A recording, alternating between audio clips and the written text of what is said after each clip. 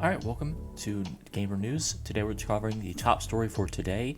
Bethesda Studios has announced that they have formed a union. Most of their workers, 241, we'll get to the numbers in a second, but I believe the number is 241 workers at Bethesda Game Studios in two of their offices, Maryland and Texas, have formed a union and have united with the largest union in the country, CAW. We'll get to all of that. So, a bright future's ahead. Better together, the game studio Bethesda announces that their workers have decided to form a union and join together with the largest gaming industry union, the CWA. This union, Communication Workers of America, represents the largest group of unionized workers in the industry, adding 241 workers from Bethesda. See, I was right. 241 workers from Bethesda have decided to join. Official recognition. So, Bethesda union has officially been recognized by the gaming juggernaut Microsoft, which allows workers from across the nation to join instead of allowing state regulations to hinder the progress of unionized growth. This means Bethesda workers stationed in Texas get the same benefits as those stationed in Maryland.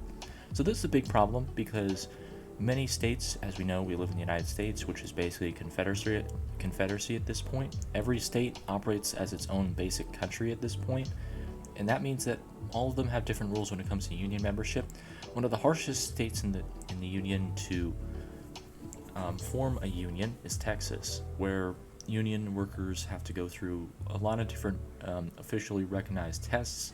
They have to get recognition from a company, then they have to go through state courts. You know, there could be challenges by the company, but luckily, since Microsoft is the gaming juggernaut that it is, officially recognizing the union of Bethesda makes it so that a lot of the state hurdles when it comes to company recognition and company approval, they kind of get axed, because with Microsoft officially recognizing the union, they don't have to go through all the struggles of getting state approval for the union. They can just get approval straight from the boss man itself, Microsoft. Wall-to-wall coverage. The parent union, CWA, offers wall-to-wall coverage for the entire nation of the U.S., so that means that all divisions of work and job descriptions are represented, not just a single division or job. This means programmers, designers, artists, developers, and engineers will receive the same protection no matter what their job is. No matter what division, no matter what their job, they will all get covered the same full coverage granted by the parent union, CWA. Growth of the union. Nationwide alliance. The new Bethesda union is nationwide with some benefits for visa workers as well. This means that even if you don't live in the United States and you're just here to work from another country, you can still get some benefits. Both the Maryland and Texas offices will gain full protection and representative. This is what we talked about earlier with Microsoft recognizing the union. This means that both Maryland and Texas offices gain full protection and representation instead of the Texas office getting shafted because Texas has very harsh laws against union participation. ZeniMax, the parent company of Bethesda, has controlled the biggest gaming union in the US at 300 workers until Activision and Microsoft joined together with CWA, making theirs 600 strong. Now it's about 841 strong because it added the Bethesda union and the Activision Microsoft union in a CWA. Trending in the right direction. The gaming industry is growing at a rapid pace with ZeniMax union in 2023 and the new combined CWA in 2024. This leaves many questions if the new alliance could balance out the shaky relationship between game studios making terrible decisions such as prices of games and phasing out consoles, with workers demanding pay and condition increases.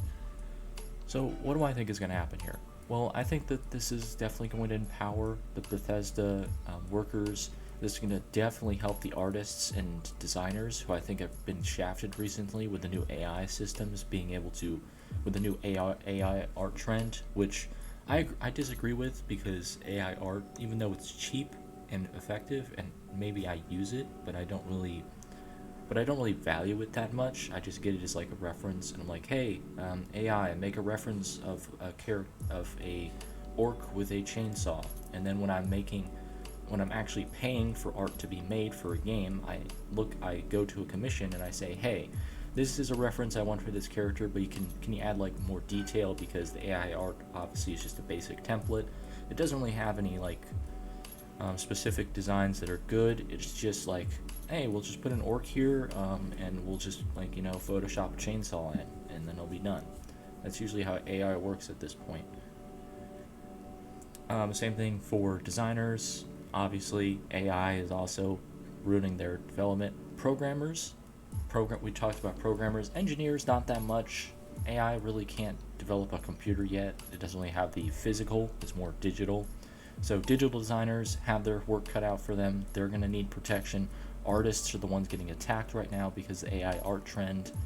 But programmers are also not off the hook because AI models such as the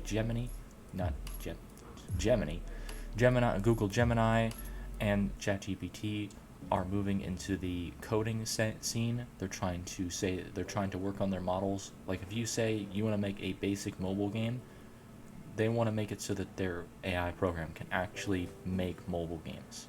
Like they can actually make their own mobile games if you just give them a prompt, which is cool, but also it kind of flies in the face of programmers because it's like,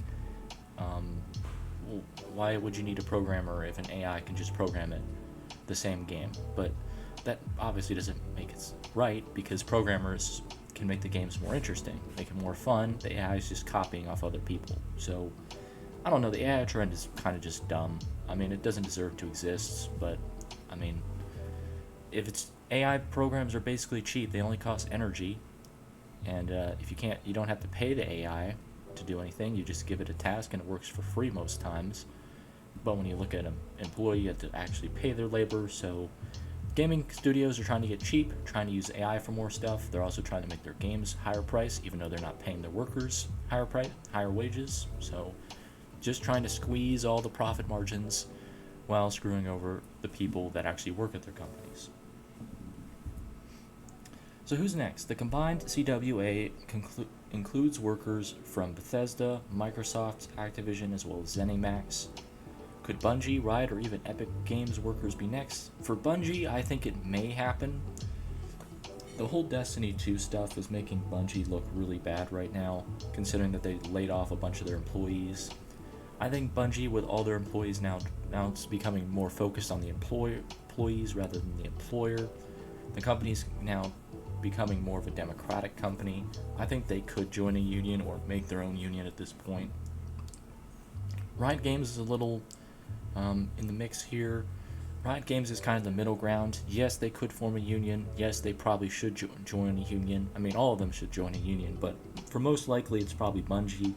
Next is Riot. Riot's in the middle. They could join a union, but right now, Riot Games is just kind of struggling with the fact that they've canceled a game project that was going to make them big money, and they're struggling with Valorant right now, trying to announce it on console. And Epic is the least likely option here. Epic Games is pretty much just trying to become the next Steam, but better, and they're just trying to they have their own game engine, they have their own Steam, basically. I mean, Epic's probably not going to join a union anytime soon. The company's way too interested in building out its brand more than actually caring about its workers or its workforce.